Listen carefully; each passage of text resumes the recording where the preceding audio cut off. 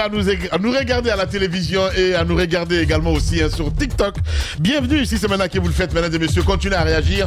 Les contacts s'affichent juste en bas de l'écran, 00 224 657 39 13 13. Avec plaisir, nous allons prendre en compte vos messages. Comme il fallait s'y attendre, je le disais tantôt, la réponse du Connor ne se fait pas attendre. Le temps est celui d'un berger à la bergère, à travers donc un courrier long de 6 pages. L'organe transitoire donc du football guinéen a voulu mettre les points sur les i. Madame Si répond ainsi au double courrier donc du ministre de la Jeunesse et des Sports adressé donc au Connor et à la FIFA. Lansana Bia Diallo s'est plaint de gestion brimeuse du football par le Connor. Il a également mis en garde contre toute reforme d'engagement de l'État à travers l'organe sans l'aval préalable de son département. Nous revenons sur ce feuilleton évidemment ce matin avec M. Sega Diallo, vice-président du Connor. Vous le voyez à l'instant à l'écran. Il est notre invité ce matin, mon cher Tamba Zakari Milimono. Sega qui est avec nous. 10 kilos, au moins c'est dit. Bonjour Sega. Bienvenue. Bonjour, ça va. Voilà. Merci beaucoup. C'est notre code ça mon petit. C'est quoi ça 10 kilos? C'est notre code. Alors, bien. 10 kilos, ça peut vouloir dire 10 kilos de riz, ça peut vouloir dire 10 000 $. Bonjour monsieur le ministre des Sports. Monsieur Tamba, merci. C'est tout le problème. Sincèrement, on t'a mal installé là. T'es entre les shaitans. C'est tout le problème. Très bien. Non, alors, je pense que monsieur Bara fait un peu dans la dérision. Et je pense que c'est important. On est dans un cadre un peu tendu. Ouais. Mais je reste jusqu'au 30 novembre, à la fin du mandat du Connor, vice-président du comité de normalisation. Et j'ai énormément de respect pour monsieur le ministre des Sports, Lansana Bia Diallo. Et j'ai beaucoup d'estime et d'égards pour le gouvernement guinéen qui agit pour résoudre les problèmes du football guinéen. Mais il n'est pas là éternellement non plus. Il y a des rapports entre institutions. La fédération est une institution et le ministère et le gouvernement sont des institutions qui sont régies par des règles. On en parlera et c'est évidemment l'objet de ma présence, mais aucune envie d'entrer dans une polémique ou de reprendre sur les questions. Donc je pose cette question.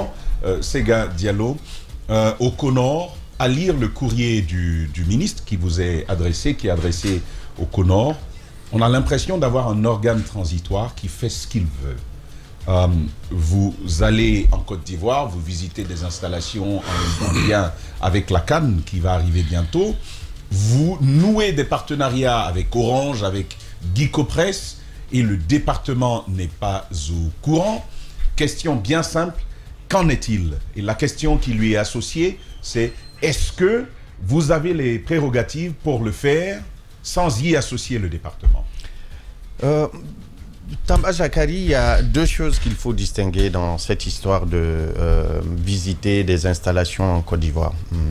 Évidemment, on est très heureux sous notre magistère d'avoir pu qualifier la Guinée à la Coupe d'Afrique des Nations.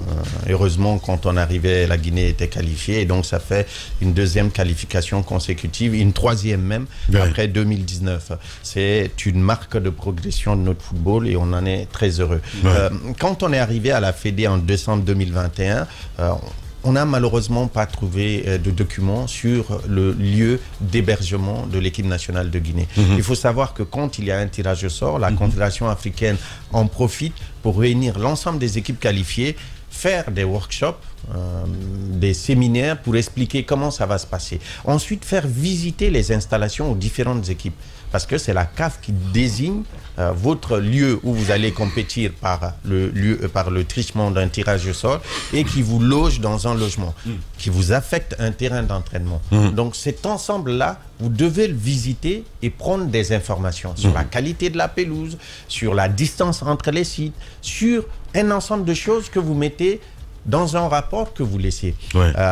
Si en décembre 2021, j'avais trouvé des informations sur notre lieu d'hébergement à Bangou, dans la région de Bafoussam au Cameroun, on aurait puis arriver dans de meilleures dispositions sur cette Coupe d'Afrique des Nations. Je vous rappelle qu'on était logé avec le Sénégal à cette Coupe d'Afrique des Nations et que 70% du site d'hébergement avait été loué par le Sénégal. Donc vous êtes dans un bâtiment ou dans un quartier où 70% est réservé par l'équipe adverse. Parce que simplement, il n'y a pas eu un travail en amont pour aller faire une prospection et définir ce que c'est. Donc sur Abidjan, on a été invité par la CAF pour le tirage au sort. Malheureusement, le staff étant en regroupement au Portugal pour jouer la Guinée-Bissau et le Gabon, ne pouvait pas être avec nous. Et puisque c'est les techniciens, c'est les principaux concernés, on a demandé à la CAF de nous permettre de reporter d'une semaine. Et ça, c'est factuel. Vous pouvez demander à n'importe quelle fédération en Afrique, elle vous l'expliquera. Ouais. L'objectif, c'est de nous expliquer comment ça va se passer sur la CAN. Quels sont les mécanismes, comment il faut se comporter, toute la documentation, même les grandes bagages, la Confédération africaine vous remet. Ouais. Donc, c'est un travail technique entre techniciens. Le CONOR a été représenté par ma personne. Ensuite, il y avait le sélectionneur, quelqu'un de l'intendance de l'équipe, du staff technique, le média officer et quelqu'un de la logistique, un employé de la fédération. Parce que peut-être que Sega Diallo ne sera pas là après décembre, mais le staff technique va continuer et les employés de la fédération ne vont pas disparaître. Donc il y aura une base sur laquelle l'équipe qui va arriver va trouver pour continuer à travailler. Pourquoi? Parce que c'est une partie importante de la préparation de l'équipe. Ouais.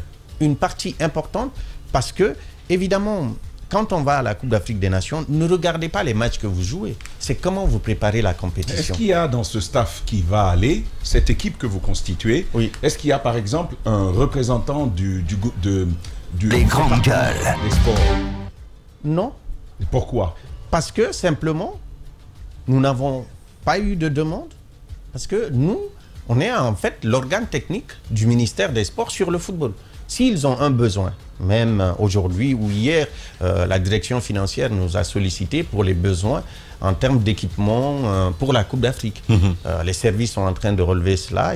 Ces informations vont être transmises par courrier au département. Donc, c'est un fonctionnement qui est huilé. Et donc, il n'y a aucune obligation pour vous de solliciter le déplacement avec le ministère? En fait, le truc, c'est que c'est la CAF. C'est institution sportive avec institution sportive. On vous montre ce qu'on a décidé pour vous. C'est-à-dire que vous ne venez pas pour dire « Ah, moi, cet hôtel-là ne me convient pas, je préfère aller ici. » Si vous recusez un hôtel là-bas, vous payez de votre poche l'hôtel que vous prenez. Justement, on arrive justement. Ces gars, allons-y pas à pas. Donc, vous nous expliquez que le département, sauf si il vous le demande, ne peut pas être invité sur ce pan-là de cette visite parce que c'est la CAF. Parce que moi, j'ai justement un courrier de la CAF sous les yeux qui précise, justement, j'allais vous poser la question parce que... Le sélectionneur est une personne, c'est ça normalement. C'est ce que la CAF demande dans cette lettre, justement en date du 16 septembre. Mais est-ce que vous aviez quand même, le département, est-ce qu'on ne peut pas le comprendre? Parce que c'est là le problème. Le ministre dit, de toutes les manières, c'est nous qui payons. Est-ce que ça n'explique pas? Peut-être que le ministre confond le fait que l'État guinéen ou le gouvernement ou le ministère enverra des supporters et des membres de délégation. Mais l'équipe de Guinée est prise en charge intégralement sur la compétition par la Confédération africaine de football. C'est pas l'État qui paye l'hôtel. Sur la CAN, aucunement. Et les techniciens peuvent le prouver. Peut-être qu'il n'a pas eu les informations de ses équipes techniques. Je vous informe déjà que la CAF nous a notifié par courrier et quand on a constaté, on a une aile de l'hôtel parlementaire qui est mise à notre disposition, comme l'équipe de Gambie. C'est-à-dire nous sommes au 3e, les Gambiens sont au 2e. Cette aile fait 68 chambres. Maintenant, légalement, la CAF nous met 12 chambres doubles, twins, et 16 chambres single, dont une suite pour le chef de délégation.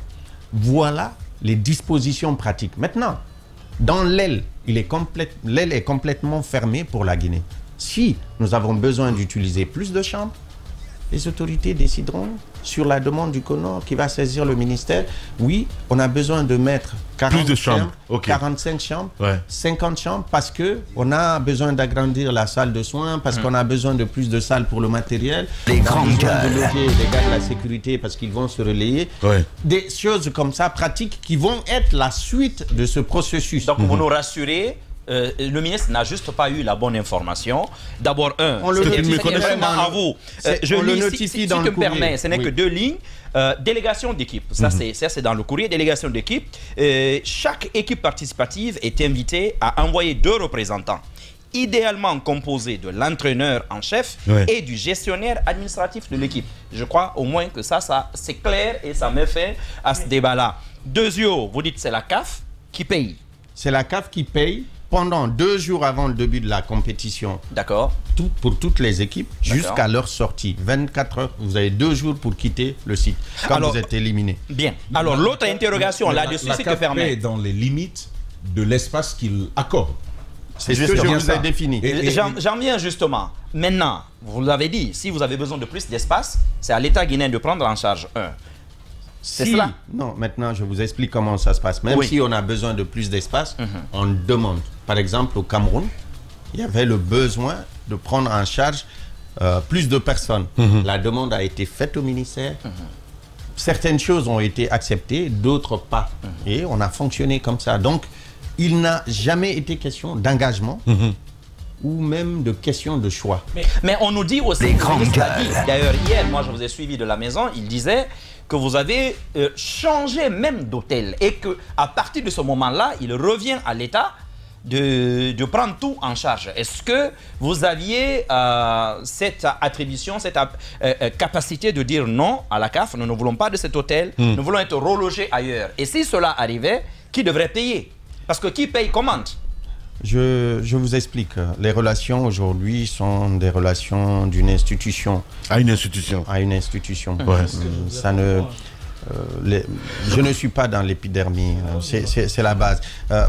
Non, mais il a dit quand même les contre-vérités. Je comprends très bien que la diplomatie voudrait que... Non, mais je l'explique, c'est clair. Il n'a jamais été question de changer d'hôtel. Ok. Il n'a jamais été question de changer d'hôtel. Non. Le ministre a été mal informé là-dessus également. Les grandes gueules. Qui ont circulé dans les médias ivoiriens. Et Malik Traoré de Nostalgie m'a sollicité. J'ai réagi. J'ai expliqué qu'on a eu des observations parce qu'on est dans un hôtel de 300 chambres.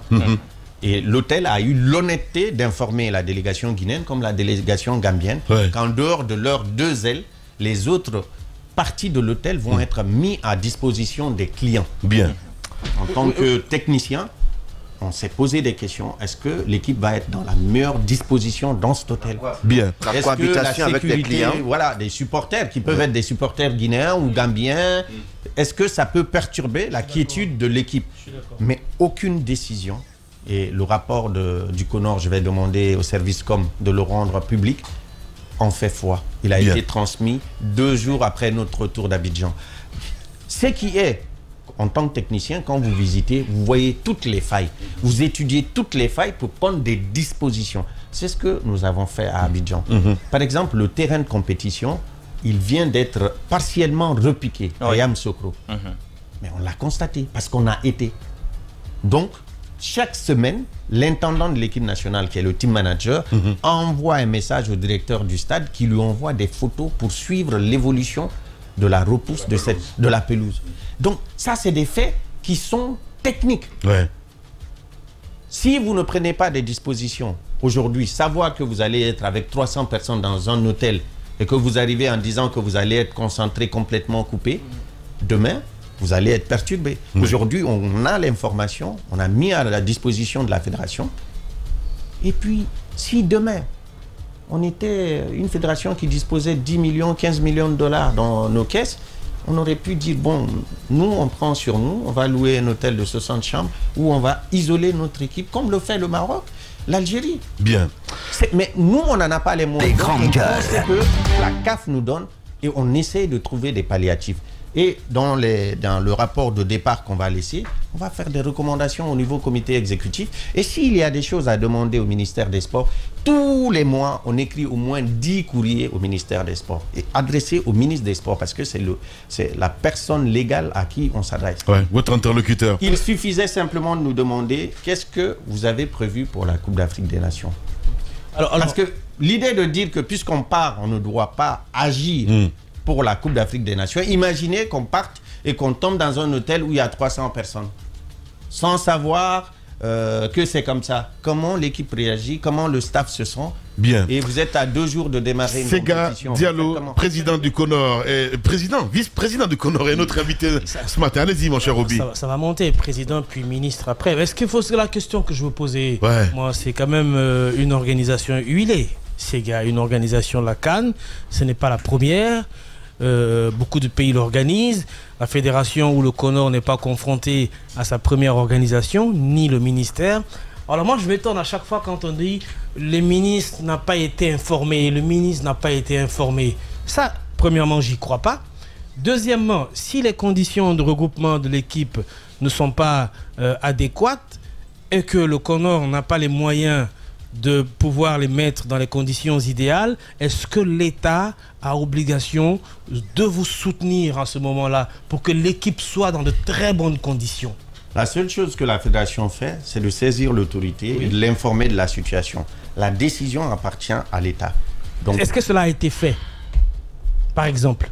Sur ce cas précis, nous sommes en train de finir d'évaluer tous les besoins pour la Coupe d'Afrique des Nations.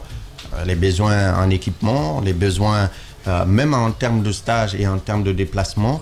Et donc, un rapport sera transmis au ministère. Mais ce que je vous explique là, c'est dans l'optique où on aurait décidé de changer d'hôtel. Ce qui n'est pas une option étudiée à notre niveau. On a constaté la situation, mais la Gambie est dans la même situation. Le Cameroun, le Sénégal, ils sont dans la même situation. Sauf que la fédération sénégalaise étant une fédération qui a près de 15 millions de dollars dans ses comptes, a déjà pris tous les hôtels 3 étoiles d'Abidjan, de Yamoussoukro. Au cas où ils décident que les conditions d'hébergement ne leur conviennent pas dans le bloc principal de l'hôtel président, ils peuvent simplement loger des membres de la délégation là-bas et mettre l'équipe au vert quelque part où ils seront dans de meilleures conditions. Nous, on n'en est pas là parce que premièrement, nous n'avons pas les moyens personnellement en tant que fédération de prendre ces frais-là en charge. Et deuxièmement, parce que évidemment, que ça soit là ou lors de la CAN 2022, les grandes gueules. On a eu la chance sur la résidence principale d'être isolé du public, mais quand on s'est déplacé à Yaoundé, là où il y a eu l'incident avec les joueurs, on était dans un hôtel où il y avait des clients. Donc, vous comprenez un peu l'appréhension qui peut être la nôtre pour les conditions d'hébergement. Oui, mais j'ai quand même une préoccupation. J'ai une préoccupation, et Sega, si tu permets, Borobi. Le courrier du ministre. Est-ce qu'on devait arriver à un courrier où vous aviez eu des échanges avec le ministre directement? Sincèrement, on a de très bons relations. Il n'y a pas de précédent. Non, je ne pense pas. Je ne pense pas. C'est ce courrier, il est sévère. Mais le ton de cette lettre démontre à suffisance qu'il n'y a peut-être pas de bon rapport entre le CONOR et le département. Moi, je ne comprends pas. Si tout s'est passé normalement entre vous depuis 2 ans, subitement quand même, j'en ai quand même qu'à comprendre. MBA Diallo qui sort comme ça de la boîte comme un gabotin. Il y a des éléments que le ministre a que nous n'avons pas. Oui. Mais à date, moi, Sega, Madame la Présidente et les membres du CONOR, on n'a aucune information contraire à celle que je vous donne. Bien. On travaille en toute intelligence, on envoie des courriers, on a engagé toutes nos équipes. Les filles sont actuellement, les U20 sont actuellement à Casa pour jouer leurs 2 matchs éliminatoires de la Coupe du Monde. Le Maroc et le CONOR, on s'est entendu pour que les 2 matchs se jouent là parce qu'on n'a pas de terrain homologué une fois de plus à Conakry. Et donc, c'est avec le ministère que ça s'est fait. Les filles, les A vont partir à Bamako et jouer à Thiès pour leur match retour. C'est encore une fois avec le ministère que ça s'est fait. Nous, chaque mois, il n'y a pas moins de 10 courriers informatifs ou de demandes qui partent au ministère. Au département. Bien. Ce courrier-là, il est arrivé comme un cheveu sur la soupe. Pourquoi? Parce que, simplement sur cette question-là, quand vous entendez, et nous avons tous les défauts du monde, mais en termes de communication, aujourd'hui, le service communication de la Fédération est en pointe. Ouais. Les grandes gueules. On a fait la visite à Abidjan, à Yamoussoukro, il y a eu une communication sur tous nos canaux. L'objectif, il est clair, c'est de donner le maximum d'informations. Et vous pouvez communiquer sur tous vos canaux sans adresser moins de courriers au ministère. Mais vous ne l'écoutez pas, il vient de le dire. Quand tu il y a fais des courriers qui partent technique, tout le temps. Quand tu fais un travail technique, c'est pas sur un aspect. La CAN, il n'y a pas que l'hébergement. Il n'y a pas que là-bas. Il y a la prépa. Ça fait 2 mois qu'on échange avec, plus de 2 mois qu'on échange avec les grandes gueules. La préparation. Est-ce que vous savez que le ministère sait déjà où l'équipe va se préparer? Parce que quand le technicien, nous, fédération, on est une croix de transmission. Les staffs sont en place, qui sont autonomes, font des demandes à la Fédé. Et ce sont ces demandes qu'on transmet au ministre pour demander son aval. S'il est d'accord, il dit OK. S'il n'est pas d'accord, il dit non. Je vous prends un exemple. Avant d'aller au Malawi, l'équipe de Guinée devait venir ici. Le staff technique, à la demande du ministre et du CONOR, a fait 2 propositions. Soit on se prépare en Afrique du Sud pour aller jouer au Malawi, pour éviter la grosse fatigue, soit on vient en Guinée, on se prépare et on a besoin d'un vol spécial pour aller au Malawi. On a envoyé les 2 options au ministre. Le ministre nous a répondu qu'il préférait l'option de préparation à Conakry, ce qui fut retenu. Donc, dire qu'il n'y a pas de relation de collaboration, ce n'est pas une relation personnelle, c'est une relation de collaboration structurée et administrativement qui existe. Très bien. Donc, on est d'accord. Mais l'État intervient où exactement? Parce que maintenant, sur les déplacements, par exemple, justement, pour aller, on a un match le 17, vendredi, contre l'Ouganda. On reçoit l'Ouganda à Berkane. Le 17, le 17 de ce mois. L'État guinéen, à la demande de la Fédération, prend en charge tous les frais. Et ça, on fait une demande de service. On a besoin de services de transport, services d'hébergement, services confort, voilà. Et les primes, c'est les techniciens du ministère qui s'asseyent, qui montent le budget. Toi, CONOR, tu ne sais pas ce qui est mis dedans. C'est eux qui vont devant l'État. Vous faites la demande et puis ils essaient de voir pour... Voilà, maintenant, et c'est eux-mêmes, avec la direction financière, qui exécutent toutes les dépenses. Bien. Le CONOR ou la fédération n'a absolument rien à voir dans la gestion de ce truc. Bien. Et la CAN, sur les autres aspects, envoi de délégation, tout ça, on ne sert qu'à faciliter. Par exemple, pour dire oui, on a tel nombre de délégations qui vont arriver, on a un vol spécial. On fait les facilités pour l'État, pour le gouvernement. 2 questions pour vous, Sega. Une pour boucler ce chapitre-là. Je pose la question simple de savoir si au-delà des courriers, des 10 courriers mensuels, entre autres, que vous évoquez, est-ce qu'il existe un cadre d'échange, un cadre concerté, CONOR, ministère, je ne sais plus quel autre acteur, donc sélectionneur et tout, autour de la CAN, sur la préparation de la CAN? Est-ce qu'un tel cadre existe ou est-ce qu'il peut exister? Il peut exister, simplement à la demande du ministre. Je prends l'exemple de la CAN U23, parce que c'est une compétition qui vient de se dérouler. Le ministre a pris le lead et a convoqué le CONOR et les staffs techniques. Il s'est impliqué là-dedans. Personne n'a trouvé à redire. Moi, personnellement, j'ai fait plus d'une dizaine de réunions dans le bureau du ministre avec un calepin, prendre ses demandes et aller voir avec le CONOR ce qui est possible. C'est ce que nous pouvons faire, c'est être à disposition. Parce que... Maintenant, on ne peut pas pressentir les besoins du ministère si on n'est pas saisi. Et parce je pense que la CAN s'est bien passée sur cette CAN-là. Parce que est-ce que les problèmes de maintenant ne viennent pas justement de cette collaboration assez récente? Est-ce que tout s'est correctement passé sur cette CAN des U23? En tout cas, s'il y a eu des problèmes, nous, on n'a pas été informés, on n'a pas été saisis. Et je n'ai pas personnellement été interpellé par rapport à ça. Ce que je peux comprendre, c'est qu'il y ait des interrogations, c'est tout à fait légitime. Quand ça se passe comme Daouda le demande, oui, on n'a pas été informé de ce déplacement. Est-ce qu'on peut demander pourquoi? Est-ce qu'on peut avoir des informations de ce qu'ils ont fait? Un petit courrier et le secrétaire général saisit le CONOR et tout est mis à disposition. Aujourd'hui, on finalise tout le projet de la préparation de la CAN et de la CAN elle-même par rapport aux besoins du staff, le staff nous transmet, on transmettra au ministère. Et ça fait partie d'un ensemble. Ce n'est pas isolément parler de l'hôtel ou d'un déplacement qui règle le problème. Voilà. Donc, moi je pense que ils sont dans une forme de collaboration très scripturaire. Je pense que... Mais même au téléphone, une demande pour dire venez nous voir. Bien mieux, je pense qu'un cadre de ce type privilégierait la relation humaine et ça permettrait de gérer les choses plus fluidement. Oui. Maintenant, je pose l'autre question parce que là, c'était un premier grief.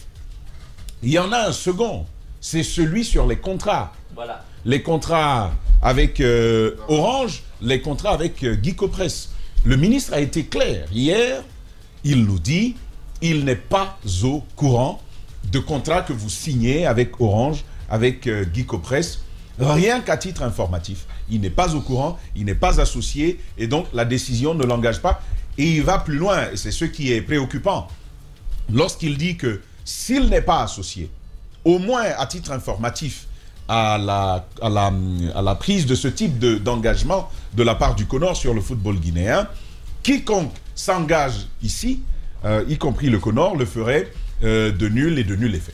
Bon, je ne veux pas dire assez dépend. J'ai reçu l'information du... Quelle est la vérité sur ces dires-là? Premièrement... Et est-ce que le ministre doit être au courant de cela? Premièrement, la Fédération guinéenne de football fonctionne par rapport à ses statuts et depuis quelques mois, heureusement, les acteurs ont adopté un nouvel statut qui leur donne une ligne de conduite dans la gestion du football.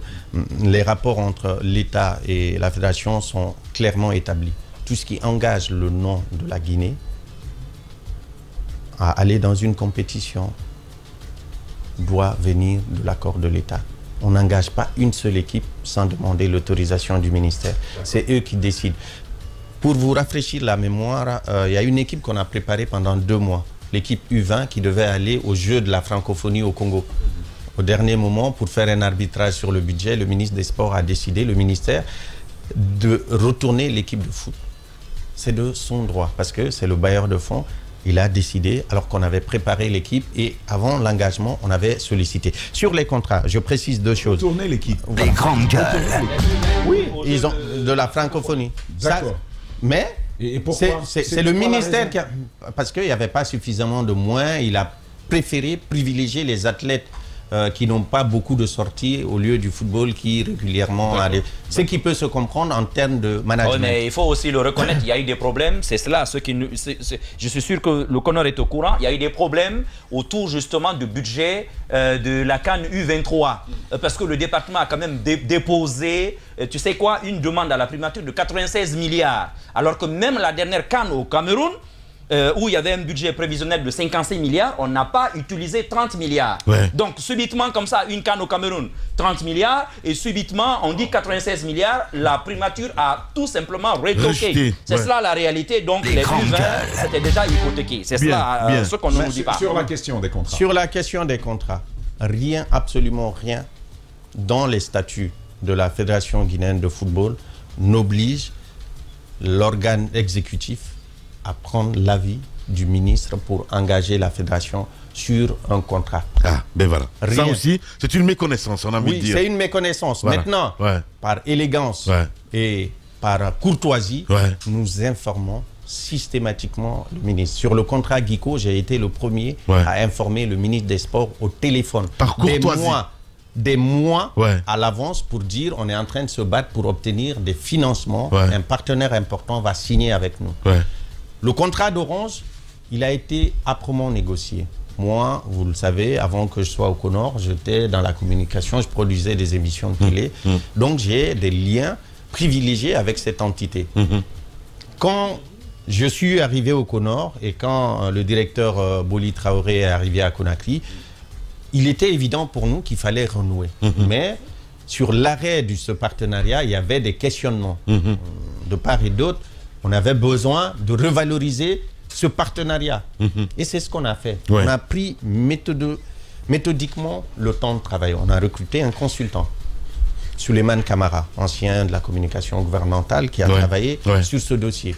Et qui travaille aussi sur le dossier de Rio Tinto et du branding Guinée, qui, dans les prochaines semaines ou prochaines années, sera le principal sponsor du football guinéen. Parce que Nimba?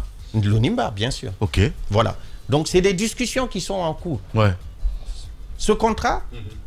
Donc, au-delà d'Orange, il y aura d'autres partenaires qui vont venir. Qui vont venir à la suite de ce qu'on a mis en place pendant notre présence. Ça, c'est très intéressant. Si l'équipe qui vient continue. Peut-on savoir le montant un petit peu ou pas du tout, ces gars? Le montant d'Orange, par rapport au branding. Non, je sais, Orange, c'est 6 milliards annuels. Le branding va détrôner tout ce qu'il y a comme sponsoring dans le football. C'est-à-dire que... On peut avoir un chiffre? Non, je ne peux pas aujourd'hui, puisqu'il n'y a pas de discussion formelle sur le chiffre. Mais c'est pour vous donner une idée, c'est être le principal sponsor du Sili national, mais de l'ensemble du football guinéen. D'accord. Masculin comme féminin. Ça, c'est très intéressant. C'est la marque du pays. Il faut faire sur cette marque, on arrivera à cette marque. Non, mais attendez. Parce que le ministre, Mara, le ministre avait évoqué la question du branding hier. On va aborder cela. Voilà, je n'ai pas suivi. Non, on viendra à cela plus tard. Mais Orange. Donc, on a eu des discussions qui vont de 8 mois à 1 an. On a eu l'accord début juillet. En juillet, les responsables sont en congé. Ensuite, on a implémenté le contrat depuis septembre. Avec Orange? Oui, parce qu'il y a des mails qui font foi que l'accord est acté et des accords. C'est 28 milliards global sur 4 ans. Et dans ces 28 milliards, il y a 22 milliards de cash. Avec, dans ces 22 milliards, la possibilité sur cette année, évidemment, qu'il y ait 400 millions de francs guinéens de primes en cas d'homologation d'un stade pour les compétitions. Parce qu'Orange est sponsor, mais ils souhaitent que les compétitions se passent dans notre pays. Sur 4 ans, et donc, ils incitent la Fédé à inciter les autorités à faire en sorte qu'on joue à domicile. 5 milliards 500 sont en cash, payés en 3 étapes. Il y a des primes de qualification. Si l'équipe féminine qui joue à Bamako et à Thiès à la fin de ce mois gagne et se qualifie pour la CAN des femmes, il y a 300 millions qui vont être payés à la Fédération guinéenne de football. Si cet ensemble-là, plus ce qu'on a fait avec Guico, constitue un socle pour permettre à la fédération de penser à être autonome, au moins sur les compétitions au niveau domestique. Mais là, attention, à ce niveau, est-ce que vous comprenez l'inquiétude du ministre qui dit, dès le moment où il s'agit des équipes nationales, c'est l'État qui est engagé. Oui, parce que il a dit ceci. Le branding va revenir. Justement, il a dit qu'il a vu vos logos, le branding, tout ça, sur des maillots, alors que c'est eux qui doivent fournir les équipements et tout. Donc, avant même la signature du contrat avec Orange. Voilà. Est-ce que vous comprenez quand même ces inquiétudes? Mais la question que vous devez poser, M. Mara, est-ce qu'après le contrat de Guico Press, vous avez eu une sortie du ministre qui remet en cause le partenariat? Parce que c'est le même partenariat qui est signé avec Orange. Voilà, donc pas d'exclusivité en fait. C'est de la visibilité sur les maillots d'entraînement. Et depuis plus de 8 mois, le branding est présent sur les maillots d'entraînement. C'est le logo le plus visible sur nos tenues de parade. Peut-on s'attendre à... Et le branding a déjà payé un sou pour ça?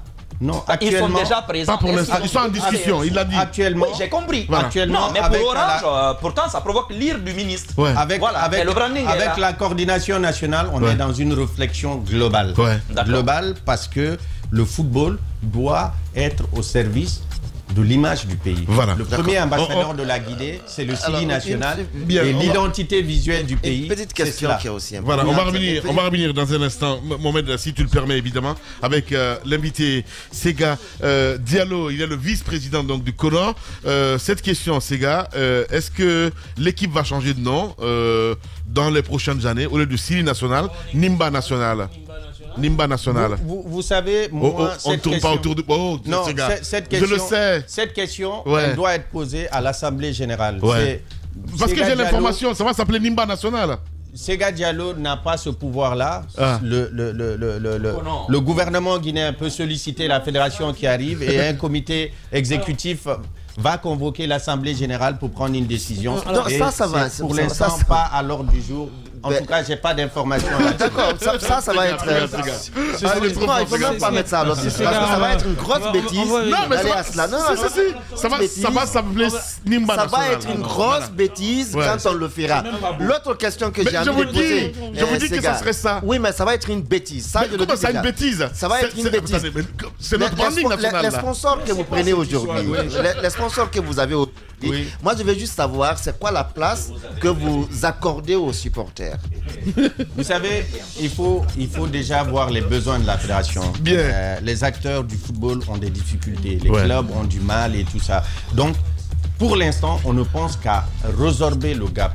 Voilà. Monter les subventions, organiser toutes nos compétitions. Si on y arrive avec l'appui de l'État, ça sera extraordinaire. Mais l'objectif, c'est d'être autonome, de permettre à la fédération d'avoir une base financière pour être un acteur important de ses propres activités. Ensuite, pourquoi pas mettre en place? Mais les supporters n'ont pas vocation à être pris en charge par une fédération. Les accompagner, mais les organiser. Les éléphants, par exemple, le font. Les éléphants, c'est le ministère. Les comités de supporters, c'est le ministère qui les gère. Et nous, on les apporte un soutien ponctuel et administratif. Et même dans le cadre de démarchage du sponsoring, on est aux côtés de la commission, du comité des supporters pour les guider et les conseiller, puisque c'est quelque chose que nous faisons habituellement. Alors je vais m'inviter un peu à votre table, la FEGIFOOT. Ces gars, je comprends bien que vous veuillez vous utiliser le langage diplomatique pour dire que tout se passe bien avec le ministère. Mais on apprend par contre qu'il y aurait des amis ou des protégés du ministre qui travailleraient pas à la FEGIFOOT, mais qui percevraient des émoluments. Ça, c'est la première question. Deuxième question, et des émoluments gratuits. Hein. Deuxième question, c'est... Non, il faut que je précise. La précision, elle est importante. Allez-y, Roby. Deuxième question, est-ce qu'on apprend aussi Elle est mathématique, la précision. On apprend aussi que vous auriez, ou vous ne l'avez peut-être pas fait, écrit à la FIFA pour reporter les élections de la FEGIFOOT dû au dernier remous du CAT. Non, maintenant, voilà, ça c'est une question à laquelle je peux répondre. Mais la première aussi. La première, c'est une spéculation. Hein. Vous savez, moi, en tant que technicien à la fédération, je m'occupe du football. Je suis en charge. C'est-à-dire que je collecte les infos et je mets à la disposition du CONOR qui décide. Quand un staff se constitue, on ne demande pas au sélectionneur où tu as pris tes collaborateurs. Kaba nous a proposé une liste qu'on a validée. Il est le responsable de son staff technique. Dans cette liste-là, on apprend qu'il y a beaucoup d'amis de protégés du ministre qui font rien. Vous mènerez les enquêtes qui savent rien. Et même des amis demandé à Kaba qui font rien. Cet ami belge du ministre qui fait rien. Ces gars même auraient aussi ses amis là. Que Kaba aurait dit au ministre que c'est à ta demande qu'il a éjecté son adjoint. Maintenant, moi, je suis dans le factuel. Je ne parle pas pour le plaisir de parler. S'il y a un ami du ministre sur la liste de Kaba, c'est Kaba qui le sait. Parce que je n'étais pas là quand il composait sa liste. La deuxième il me l'a transmis par mail que j'ai imprimé, j'ai déposé au CONOR. On n'a pas changé un seul... Est-ce que tu as demandé au moins le renvoi de quelqu'un du staff de Kaba? Personne. C'est Kaba qui nous saisit pour nommer quelqu'un ou enlever quelqu'un. La deuxième question. Donc, ce point-là, il n'existe pas. La deuxième question. Le renvoi de l'élection au CONOR, à la FEGIFOOT, à cause des événements du CAT passé. Maintenant, je vous explique. Il y a eu des discussions dans notre groupe WhatsApp pendant que les incidents se passaient. Le lendemain, il était prévu l'élection dans 2 grandes communes de Conakry, Matoto et Ratoma. Sur la période entre 10h et 11h, il était question de prendre une décision pour conforter les choix sur les jours qui suivent. Je vous rappelle que l'Assemblée générale a été convoquée le 27 septembre, c'est-à-dire dans les délais. À partir du moment où l'Assemblée générale est convoquée, il faut une mesure extraordinaire pour changer cette date. Le CONOR ne peut pas faire une demande à la FIFA concernant l'Assemblée générale. Le processus, ce qu'on a fait, on a obtenu que la commission électorale repousse les 2, c'est-à-dire que la journée du dimanche, pour la reprogrammer dans la semaine qui a suivi. Suite aux incidents. Mais uniquement Matoto et Ratoma. Mais la date des élections, par contre, reste. Mais finalement, mais ça n'a jamais changé. Voilà. Si il y a un report, je vais vous dire une chose. Aujourd'hui, le patron du processus électoral, les patrons, c'est la commission électorale et la commission électorale de recours. Il y a eu une réunion FIFA-CAF, complètement, réunion FIFA-CAF, CONOR, commission électorale de recours et un représentant du ministère par visio. Dans cette réunion, toute responsabilité du CONOR, du ministère, ont été dégagées dans le processus. La commission électorale et la commission électorale de recours sont indépendants et mènent le processus comme ils l'entendent. Ils ont constitué leur budget et leur planning, ils nous ont transmis, on a communiqué. On va bien fouiller le cas du Belge.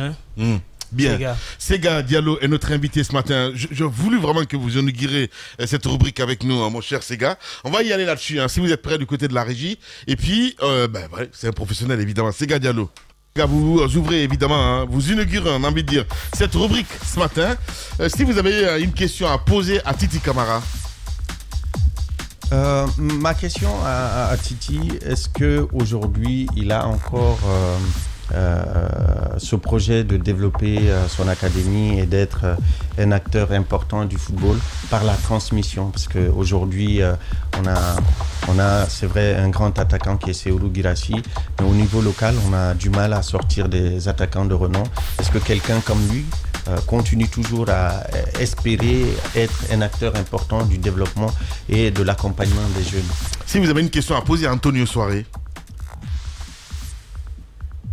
Est-ce que aujourd'hui, sur le projet Oroya, il sent qu'il est sur la bonne voie? Est-ce qu'il pense qu'au niveau de la formation, il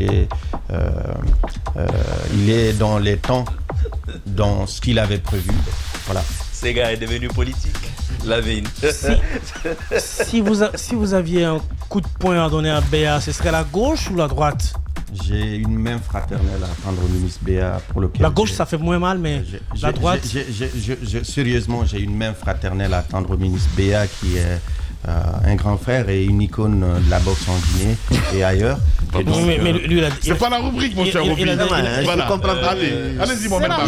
Si vous avez une question à poser, pas pour te boxer. Permettez qu'il me regarde en face. D'accord. Alors, Sega. Oui. Avant la nomination d'un ministre des Sports, ton nom faisait partie de la short list des ministrables. Ton nom avait beaucoup circulé et finalement, Béa a été choisi par Mamadi Doumbouya en personne. Aujourd'hui, ton nom circule de plus en plus. Est-ce que c'est ça le problème entre toi et Béa, entre Béa et le CONOR? Premièrement, regarde-moi. Premièrement, le pouvoir discrétionnaire d'un chef de l'État lui appartient. Monsieur le Président de la République a confié le ministère des Sports à Lansana Béa Diallo, qui accomplit cette mission de façon honorable et qui satisfait le gouvernement du Premier ministre Gomu, qui l'a maintenu, et le président Doumbouya. Moi, Sega Diallo, je suis journaliste, je suis dans la communication. Aujourd'hui, je suis au CONOR. Demain, je ne sais pas où je serai. Sincèrement, vous êtes expérimentés, vous êtes dans les médias, les noms qui circulent avant les nominations, il y en a des tonnes. Au finish. Oui, mais tu sais, je viens des shortlistes. Tu sais très bien que quand je dis shortlist, tu as bien dit que nous sommes des peut-être que tu sais que nous connaissons ces shortlistes. Non, Lamine, attends. Je suis désolé. Lamine, ce que je te dis là, ces gars ne veulent pas le dire, mais c'est ça le boulot d'étranglement aujourd'hui. Entre le CONOR et le département des sports. Allez, cette question, elle n'a pas lieu d'être. Si Mamadi Doumbouya te consulte ou Goumou te consulte ce soir pour prendre la suite de Béa Diallo, oui ou non, tu l'accepterais? Je donnerai mon avis à Monsieur le Président et à Monsieur le Premier ministre. Voilà, pas ici. Allez-y. Allez-y. Mais pourquoi tu tiens à le sauver? Non, je ne le sauve pas, mon cher ami. Allez-y, Daouda Mohamed. S'il a une question à poser à une personnalité. Voilà, une personnalité. Parce que tu nous as sorti de la rubrique. Voilà. À Bouba Sampil, si aujourd'hui tu avais une question à lui poser. Je pense que le président Bouba est l'un des plus expérimentés sur la scène du foot. C'est quelqu'un que j'ai côtoyé comme collaborateur. Aujourd'hui, je pense que contre peut-être sa nature, il est candidat parce que c'est quelqu'un. Aujourd'hui, quand il se regarde et quand il regarde le combat qu'il a mené pour le football guinéen, quelle est l'appréciation qu'il fait de sa mutation? Bien. Allez-y, Roby, dernière question. Si tu avais une question à poser à Louis Camara. Louis Camara, il est jeune président. Son club a gravi les échelons assez rapidement. Il apprend. Et aujourd'hui, il est candidat au comité exécutif.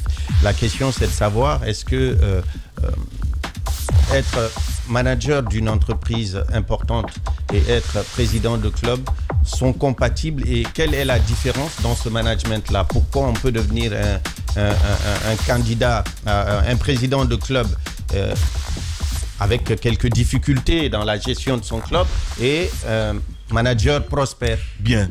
Merci beaucoup en tout cas d'être passé nous voir ce matin, Sega. C'est un plaisir et j'espère qu'on a répondu aux interrogations du public, et c'est un plaisir d'être parmi vous.